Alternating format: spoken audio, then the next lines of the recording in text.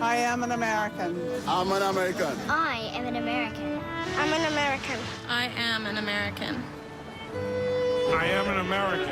I am an American. I am an American. I am an American. I am an American. I am an American. I am an American. I am an American. I am an American. I am an American. I am an American. I am an American. I'm an American. I am an American. I am an American. I am an American. I am an American. I am American. I am America. I'm an American. I'm an American. I'm an American. I am an American. I am an American. I'm an American. I am an American. I am an American.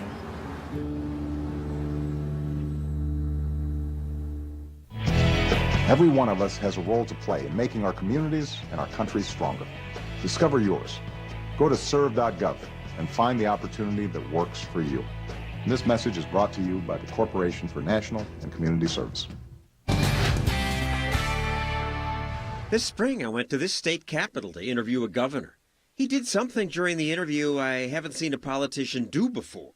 I love pulling out this sticker, Wisconsin's open for business, all the time. But it's not just about a slogan, it's about changing the mindset here. That was Governor Scott Walker.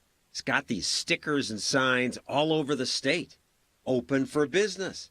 I think workers would love that, but union workers sure don't love Scott Walker. They scream, "Recall Scott."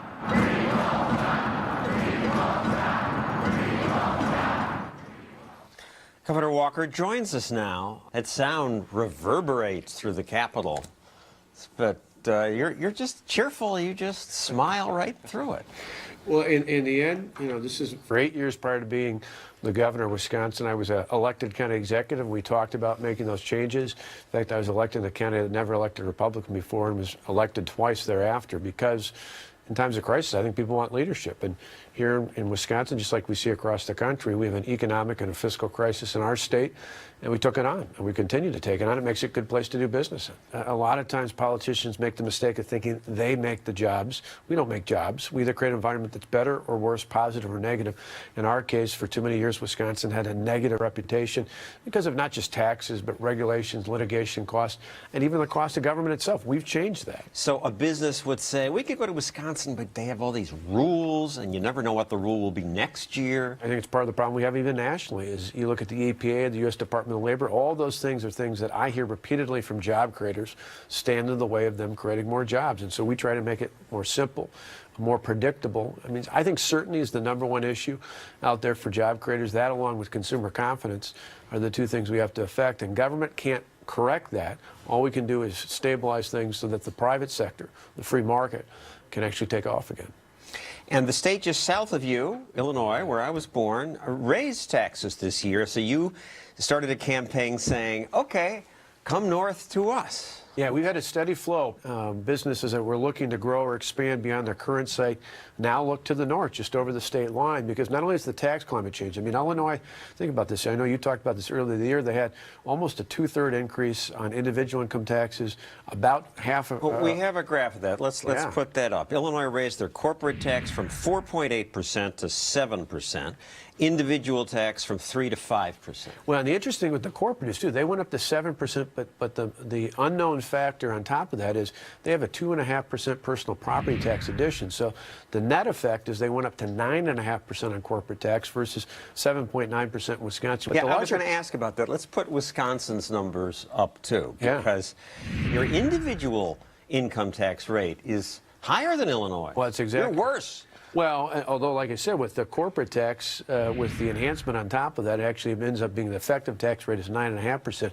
We're trying to lower both those. I think those are the sorts of things that job creators look at and they say, is there stability? And more importantly, where are they headed? Illinois and other states are headed towards more deficit spending, higher taxes, more government regulation. We're headed the opposite way, where we put more power back in the hands of the people. And another thing businesses look at is, am I going to get sued? Right. And you've pushed some tort reform. Major tort reform. In fact, we took 8 years worth of unfinished business when it came to cutting through the lawsuit abuse in our state, and we saw that's an incredibly important factor. It's the Kill Granny and Get Away With It Act. makes it more difficult to sue nursing home operators, manufacturers of defective products. We said if you're a mom and pop drugstore and you sell a product that's out there and the manufacturer somewhere else across the country is the one responsible for the defect, the local store that sells that shouldn't be the one that has to pay the liability. It should be if someone did wrong, under our law, under our system, they have to pay for it. But the guy, right, everybody gets sued, and then he has to hire a defense attorney. Exactly. Might cost, just to win might cost him $10,000. To me, that's just outrageous. That's basically saying we don't want you to come to our state and do business. We reverse course. We said we do want employers to come in. We want them to be safe. We want them to follow the rules and the laws, and they'll do that. But we want the law and the rule to be fair, to be science-based, and to be predictable.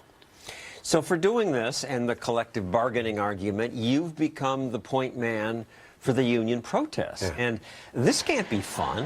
I was just there one day, and they're singing in the rotunda and staring and booing at me sometimes. What's it like for you? Well, right. Just by virtue of coming in with a suit, sometimes they thought you were part of the establishment. So whether it was them or you or law enforcement officials, others said the same thing. Does it depress you? No. I mean, in the end, what happens is every time I hear a group like that, I go to some other part outside of our state capitol where I have people come up to me and say, you know what, it's working. And we appreciate it. We appreciate the courage. We appreciate the leadership. And in December, when our property tax bills come out and people see that their bills are the same or lower, I think people will realize, you know what, despite all the attacks, despite the millions spent attacking me and other candidates out there about this very issue, they'll see that the results prove that what we said was going to happen actually did. Maybe over time, and with Ronald Reagan, he made cuts. He was unpopular. His popularity came back up. But yours right now, 45% approve, 53% disapprove. You're expecting that to change? Yeah, I think over time. New poll came out today, had it about 50-50. I still think that's without us spending a penny on any ads out there. Okay, I just want to close with one clip that came out when I went to Wisconsin to talk to you for this documentary, The Money Hole. Looking at the building where you work makes me think frugality must mean something different to politicians. The camera is always focused on the protesters, but look up. The Wisconsin State House is insured for $200 million. The politicians who built it used 43 types of stone from 6 countries. They copied what royalty built in Europe. This is not unusual. Other state houses are grand. When you spend other people's money, you tend to spend a lot. This is gross in a way in times of need. Well, and I think in many ways it embodies the larger issue which we were trying to tackle.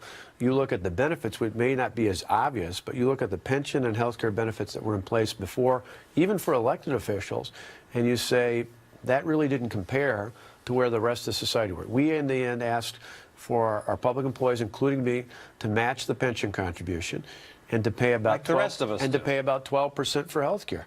The average less than the rest of us. The average middle class taxpayer in my state pays about 20% for health care. So what we asked for really challenged the status quo that you saw in that building, and I think is reflective in some of the benefits out there.